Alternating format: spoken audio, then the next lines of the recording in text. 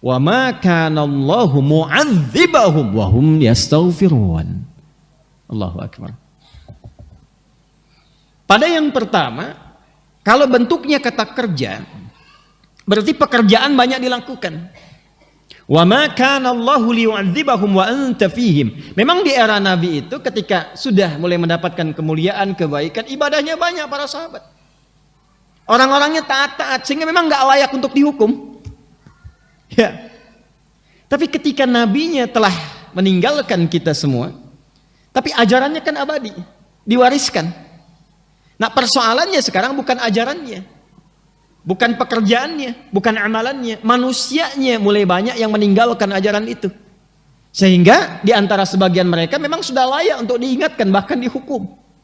Hanya karena ada orang-orang yang banyak istighfar, banyak bertobat, banyak kembali kepada Allah, maka Allah menahan itu untuk tidak menjadi malapetaka yang lebih besar. Saya merasakan satu renungan yang mendalam dari mulai rentetan gempa yang terjadi di Cianjur, kemudian ke Garut, kemudian setelah itu geser bahkan ke wilayah Jawa bagian timur, di Sukabumi, kemudian Semeru mulai, dan beberapa yang lainnya mulai tergerak. Anda bisa berkata dengan teori ilmiah bahwa ini ada pergerakan secara geografis begini, secara geologis begini, secara fisiologis seperti ini. Ya, itu hitungan teman-teman. Tapi semua ilmu itu ketika dipelajari sejatinya adalah untuk mengantarkan kita lebih dekat hubungannya dengan Allah Subhanahu wa ta'ala. Dan desain kebangsaan kita, sila pertamanya ketuhanan yang Maha Esa. Jadi hal yang harus pertama kita koreksi dalam diri ketika banyak musibah terjadi, hujan yang sejatinya kita harapkan menghidupkan tanaman, bebuahan, tumbuhan dan panen yang indah itu, sekarang longsor kita temukan di berbagai tempat, banjir bandang, beberapa air meluap, beberapa kemudian terjadi hal-hal yang tidak kita inginkan. Pertanyaan pertamanya, wahum yastaghfirun, di mana orang-orang yang tobat itu? Jadi saya ingin mengajak, ayo kita posisikan, karena saya belum melihat ada yang menyeru sampai dengan hari ini ada orang yang ngajak tobat. Di mana imannya kita? Kaidah pertama bagi insan beriman itu ketika muncul musibah, maka imannya akan tergerak untuk mendekatkan dirinya kepada Allah. Dan skema pertama dalam Quran itu istighfar. Wa ma kana Allahu mu'adzibahum wa hum yastaghfirun. Mudah-mudahan pengingat ini tidak menjadi hukuman. Coba dikoreksi. Mungkin ada perilaku sekarang ini yang betul-betul harus dievaluasi. Bukan hanya di tempat-tempat yang Allah ujikan dengan musibah itu. Boleh jadi yang terkena gempa reruntuhannya itu syahid di hadapan Allah secara syahid akhirat. Tapi bagaimana kita yang akan berpulang kemudian? Tapi ada perilaku apa juga di sekitaran kita? Baik di tempat itu, di sekitaran kita saat ini. Perbaiki.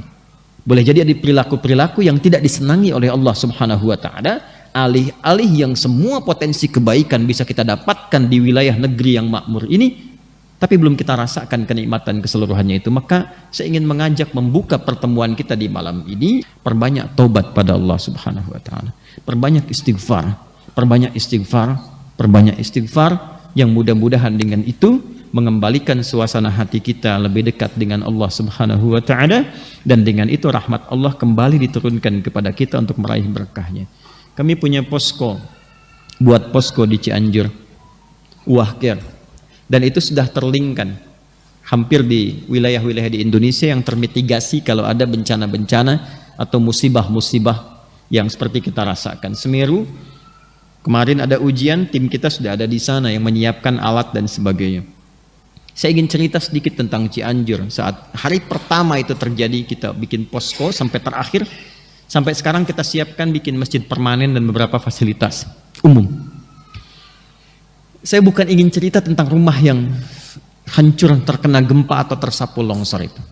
Saya ingin cerita tentang rumah-rumah besar yang terlihat mewah, yang bahkan tak nampak retakan.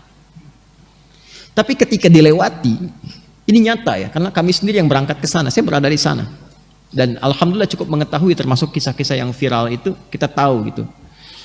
Yang paling menarik adalah penghuninya kosong. Tidak ada yang huni. Padahal itu rumah mewah, besar, ya bagus. Dan saya kira itu dihasilkan dari hasil yang tidak mudah. Mungkin bertahun-tahun bekerja, belasan tahun, bisa puluhan tahun untuk menghasilkan itu. Letaknya strategis.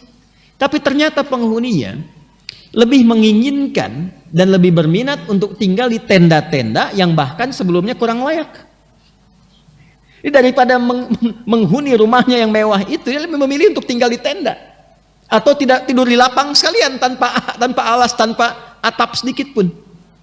Ternyata pada satu titik, apa yang Anda hasilkan dari pekerjaan dan masih seragam yang Anda gunakan sampai malam hari itu, pada satu titik itu tidak akan banyak menolong Anda dari hasil pekerjaan Anda itu ketika terjadi suasana yang menyentuh iman kita untuk dikembalikan kepada Allah Subhanahu wa taala.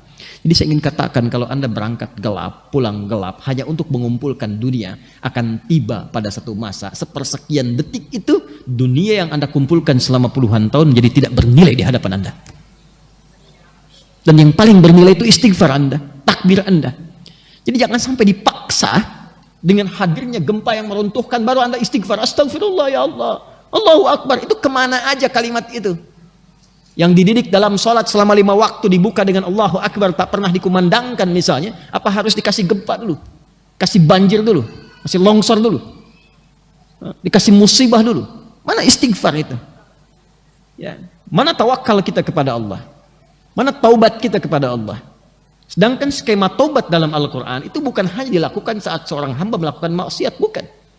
Skema taubat itu skema membersihkan diri supaya menjaga suasana hati itu dalam kebaikan. Makanya Nabi SAW mengajarkan sebelum tidur taubat, istighfar 70 sampai dengan 100 kali. Allah menegaskan innallaha yuhibbut tawwabin. Allah mencintai orang yang senantiasa bertaubat, memperbaiki diri dari ujung kepala sampai dengan ujung kaki. Dan itu mendamaikan hati, mendatangkan keberkahan. Maka mulai hari ini saya kira hal pertama yang harus dilakukan adalah kita evaluasi dari semua bagian pekerjaan kita. Bukan hanya musibah yang kita rasakan secara luas, boleh jadi ada musibah yang akan menimpa kepada setiap personal, yaitu keberpulangan ia kepada Allah Subhanahu wa taala. Alladzina idza asabathum musibah qalu inna lillahi wa inna ilaihi raji'un. Dan kalimat itu seringkali diucapkan ketika ada orang wafat, kan? Setidaknya jangan Anda selalu kaitkan taubat itu kepada konteks yang sedang kita alami. Ada hujan, ada gempa, ada banjir, ada itu. Setidaknya persiapan sebelum menjemput maut saat kita akan pulang kepada Allah Subhanahu wa taala.